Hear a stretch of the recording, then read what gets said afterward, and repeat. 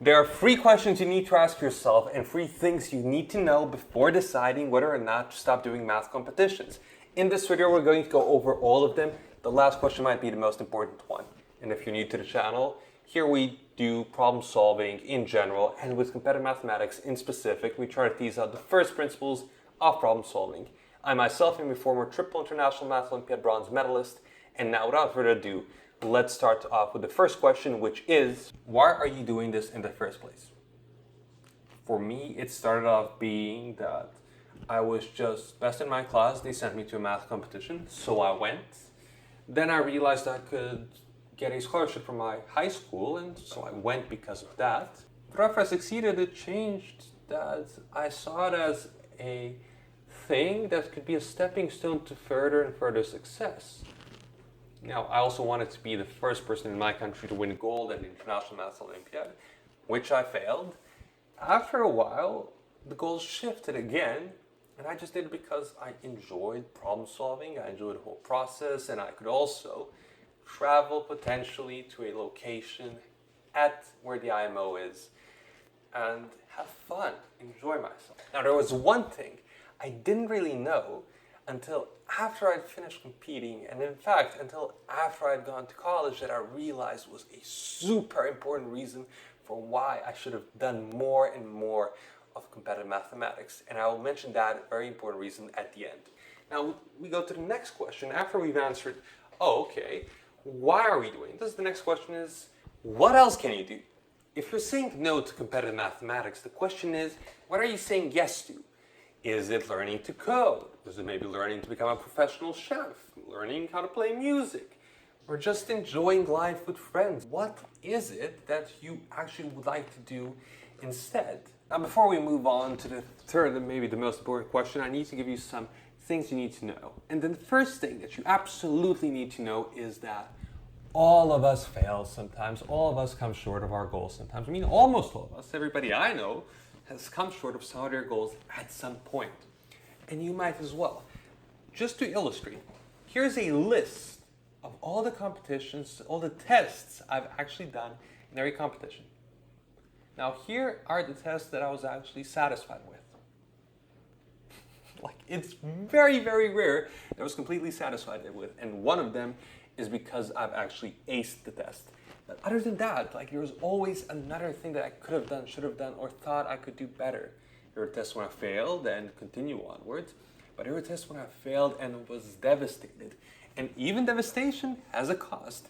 Like, one thing that really, really comes to mind is IMO 2016. I saw that I would get bronze again, and I was devastated by the fact because I was going for something bigger. And because of that, I was wallowing in my own pity and sorrow. I was like, oh no, bronze, bronze, bronze again. Oh. But what ended up happening is, because of that wallow and pity and lack of enjoyment, I did not shoot my shot with this beautiful girl who was at that IMO. Now, potentially nothing could have happened, but there's potentially a slight chance that something beautiful and wonderful could have happened.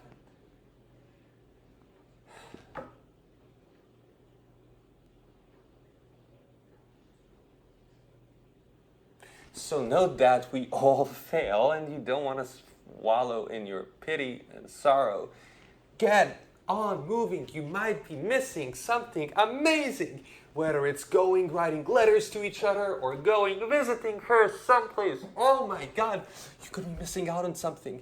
So it's okay. You failed, we all fail. Which brings me to the next important thing about failure, and that is that one single test does not define you. You know, you're not defined by one single exam. Here's a bunch of reasons why you could have failed an exam. It could be that you were under pressure or under stress. Or it could be that you just didn't know a technique well enough.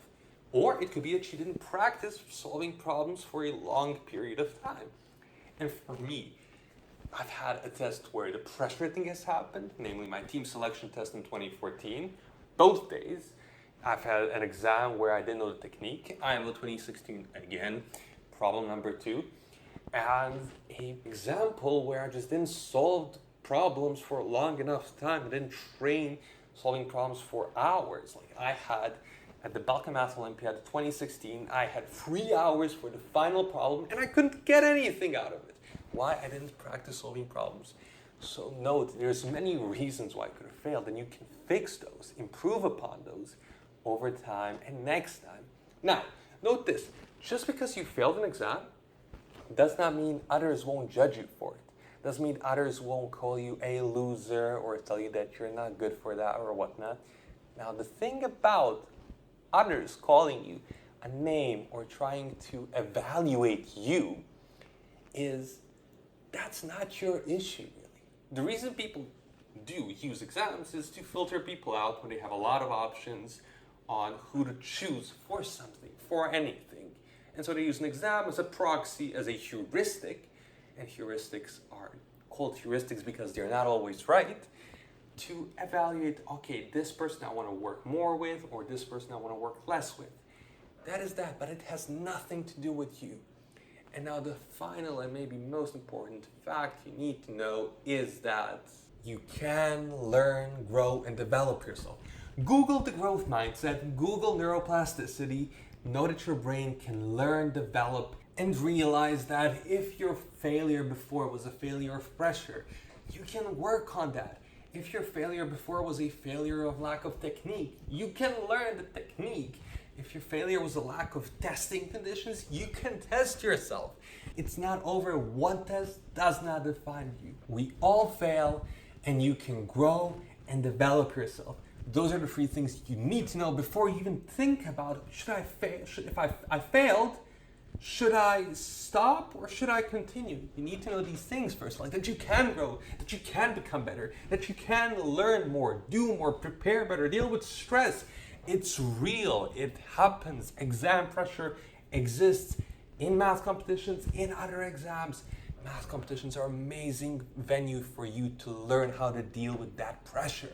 And now we move on to the final and potentially most important question, which is, say you decide to continue doing math competitions, and a year from now, you fail again. Even if you fail, what is something that you would still gain from math competitions? Now, here are some things that I can tell you that you will get if you decide to really devote yourself to this, learn, and try to get better in all these areas. Identify these weaknesses, improve upon them.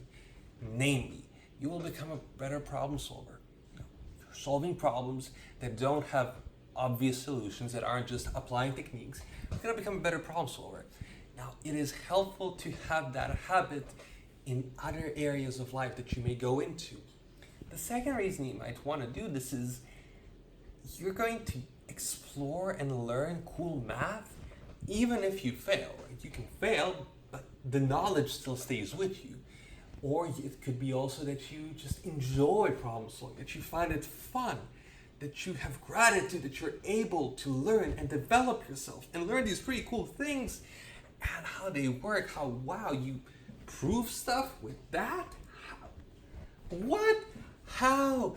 What is that? What are the inner workings like? How does math work? Like, what are the connections to everything? It is very cool if you allow yourself to feel that.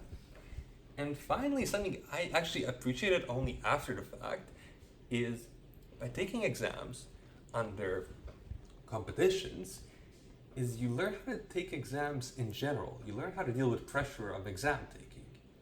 Because when you're one of the few people representing your school, your city, your part of country, your country in fact, at a competition, and it's a test that you have a limited amount of time for, if you learn how to deal with the stresses of that and the expectations that come with that, you'll be able to better deal with tests and expectations and all the pressures that come with taking tests in a university setting or preparing for something where you need to present.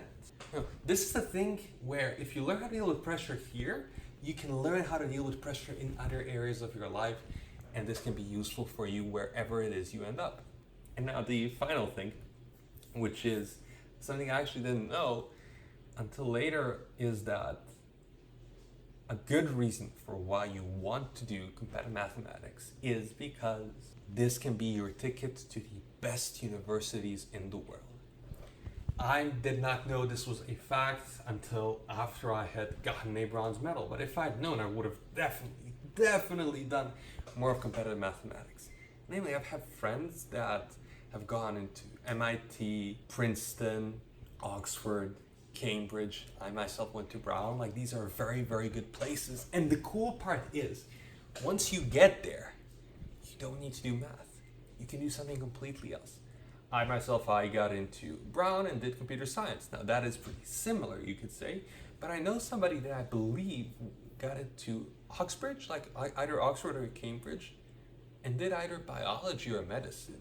You know, people can choose basically what to do in these universities much of the time after they're in them. And this can be something that puts your foot into the door, into these amazing places where you have more opportunities. Furthermore, saying that you've gone to some of these competitions can be, especially the International Math Olympiad, can be something that people appreciate, a specific group of people appreciate and see as a good signal that they should want to work with you or hire you. This has actually happened in my life, and I've heard it happen in other people's lives, that they had a recruiter reach out to them from some firm, some company, because oh, this person has gone to the International Math Olympiad, they have this medal. It is a plus no matter what. And there's also one other reason you could have failed. And the question I need to ask you here is, are you subscribed to this YouTube channel? And if so, have you seen all the videos for competitive mathematics?